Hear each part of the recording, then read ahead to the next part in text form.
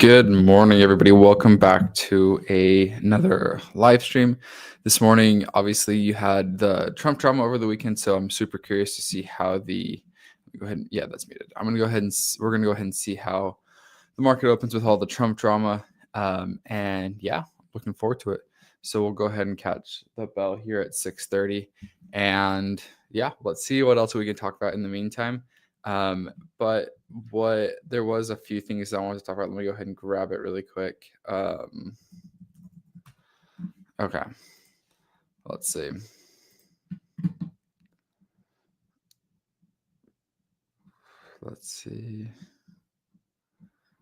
It's right here.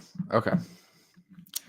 So let's go. I want to go ahead and see where the market there today. Dow futures up 400 after, remember, Friday they slid 900 points. S&P and NASDAQ having its worst day since April. We saw an almost 4% decline in the NASDAQ. Things look set to rebound, at least partly, this morning. Coming up on the show, the presidents of OpenAI and Broadcom joining us on their multi-billion-dollar deal announced this morning. But first, a West Coast edition of Cramer's Mad Dash as we count you down to the opening bell. Don't go anywhere. All right, so while they do that, let's go ahead and talk about our catalysts for this week. We'll go ahead and take some notes as well. Let's do this. All right, we're gonna go ahead and take some notes. I'll share. If I do this, can you guys see it? Okay, perfect. Yeah. So this is a good piece going over the catalysts this week, as well as this is the catalyst this week, as well as things to pay attention to. So let's go ahead and take a look at it. So we know that everything tumbled. So we had the Friday sell-off.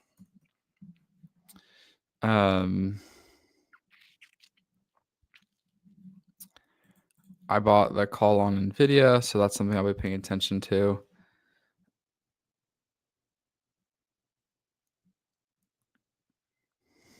You had Trump threaten massive tariffs. Okay.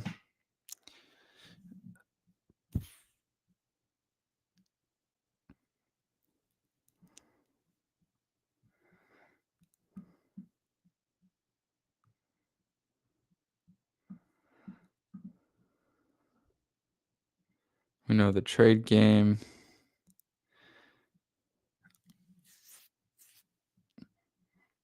All right.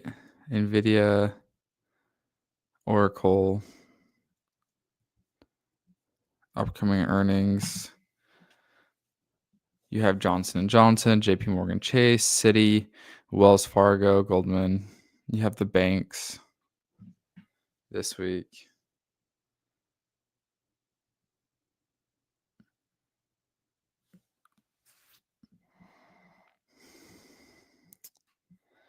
And then there's not really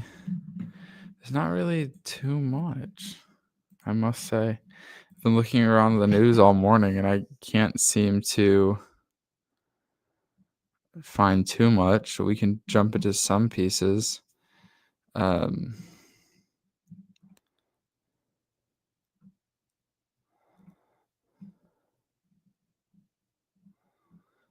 there's not a lot to talk about this morning in terms of big news. We can go look at X and see if there's something we can do for Tesla.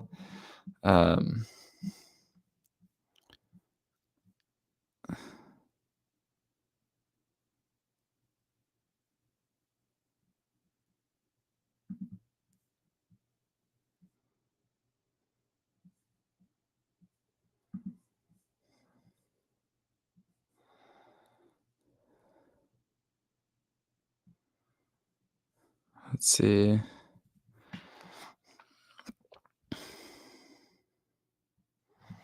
Let's go look at that Broadcom OpenAI deal. Broadcom OpenAI.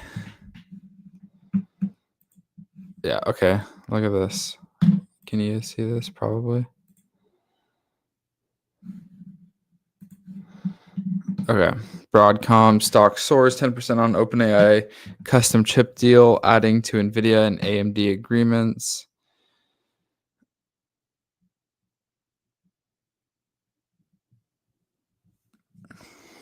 Weeks after Broadcom stock shot up on the disclosure of a $10 billion customer that analysts said was OpenAI, the two companies have made the partnership official. OpenAI and Broadcom said Monday they're jointly building and deploying 10 gigawatts of custom artificial intelligence accelerators as part of the broader effort across the industry to scale AI infrastructure. Broadcom shares soared more than 10%. They don't disclose the financial terms. While the companies have been working together for 18 months, they're now going public with plans to develop and deploy racks of OpenAI designed chips starting late next year. So everything's second half 2026. OpenAI has announced massive deals in recent weeks with NVIDIA, Oracle, AMD as it tries to secure the capital and compute necessary for its historically ambitious AI build-out plans. These things have gotten so complex, you need the whole thing. These things have gotten so complex, you need the whole thing. OpenAI Sam Altman said in a podcast with OpenAI and Broadcom executives that these companies released along with the news. Let's go ahead and watch this video. Let's see. Let's go ahead and watch this. Let me make sure we got audio. Let me make sure that this is muted. Okay, that's muted. Okay, yeah, so they're going to come on, but let's go ahead and break this down. Let me make sure you guys can see me. We're going to do this. We're going to do this. Okay.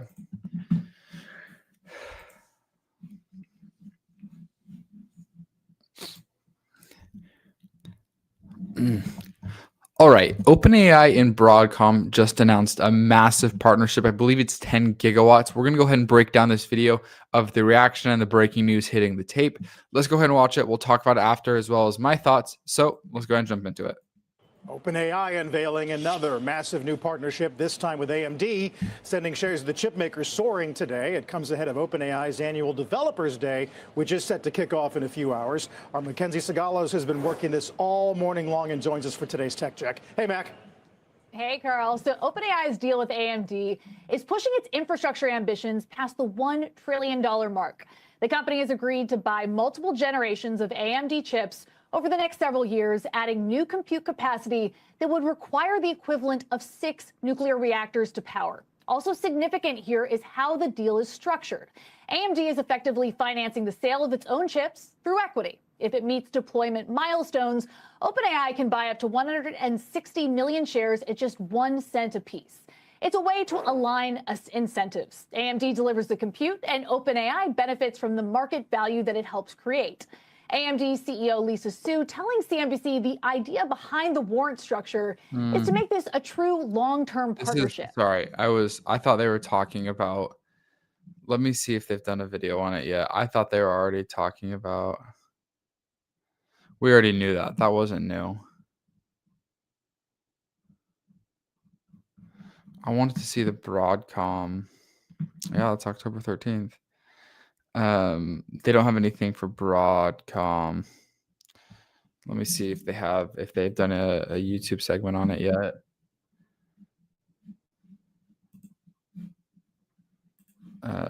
CNBC Broadcom. No, they haven't posted anything on it yet. Dang, I wanted to hear them break it down. Okay, that's fine. We can break it down. Can you guys see this page? You should be able to.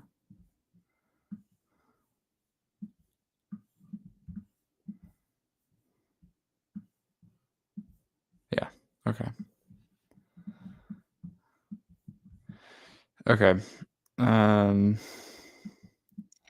The systems include networking, memory. Oh, let's go ahead and watch the bell if I can get to it.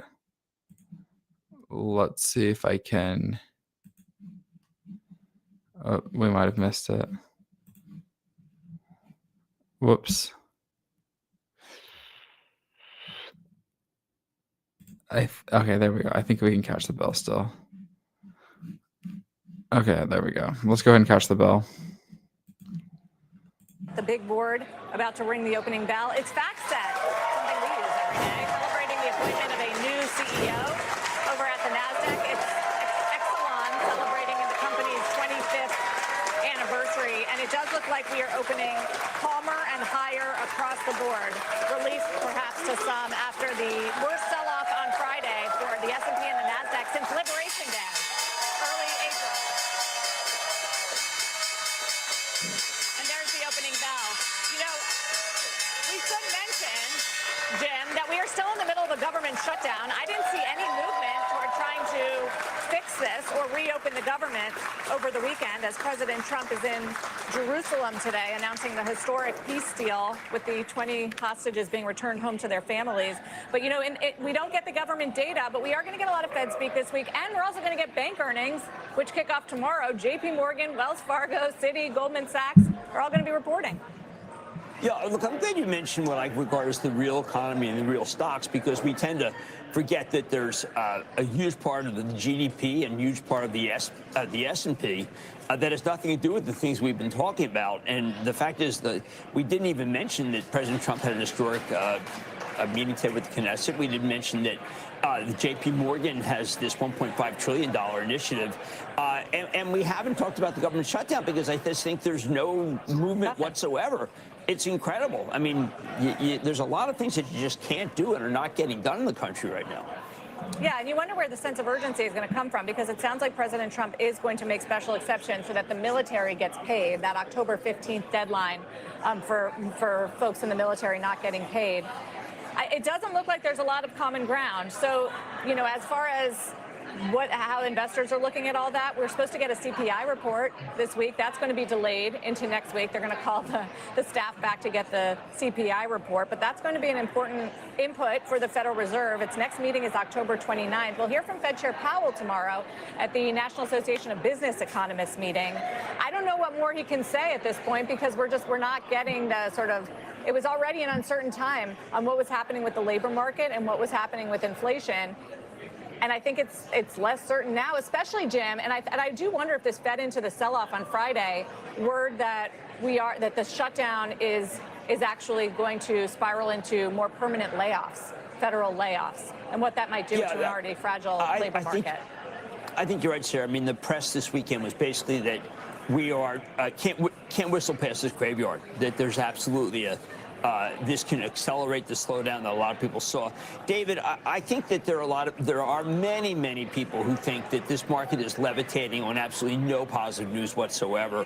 You're at one of the places, and I'm at one of the places which would refute that. What are you feeling about it? Well, I mean, there's an enormous amount of money being spent and promised to fuel the future of AI and what that's going to mean overall for our economy and our society. We've talked a lot about that, and we'll continue to at the desk with Carl every morning as well. Jim, I don't know. I mean, when you talk about positives, we mentioned Bloom very briefly at the top, but it's worth coming back to because it's yet another example, of course, of the enthusiasm around AI, and one of the key, perhaps the most important part of it, which is providing the power necessary for all of those data centers that are running all of not just the training models, but what is going to be large, even more significant inference as well for this AI revolution. And there's Bloom. It's the first investment being made from the large alternative asset manager Brookfield. They have a dedicated AI infrastructure strategy. It's a $5 billion partnership is what they're calling it, Jim. And Bloom is a company that has fuel cells. All right. They can make sure that there the just was not. There's not a lot to interruption in talk about power, today. for example. Not yet. Maybe we can make a video later this afternoon. Let's see how my call does. I mean, it's not in the money yet, but it's probably up. But better than nothing. Can't complain. All right. Well, sorry it was boring. We'll see if we can make it more interesting tomorrow. Thanks, guys.